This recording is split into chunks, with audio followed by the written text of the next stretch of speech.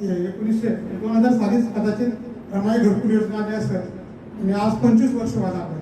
रमाई घरकुल योजनेची काय पद्धत आणि काय शासनाने अवहेलना केली हे तुम्ही जर त्याच्यावर थोडं चिंतन केलं तर लक्षात येईल।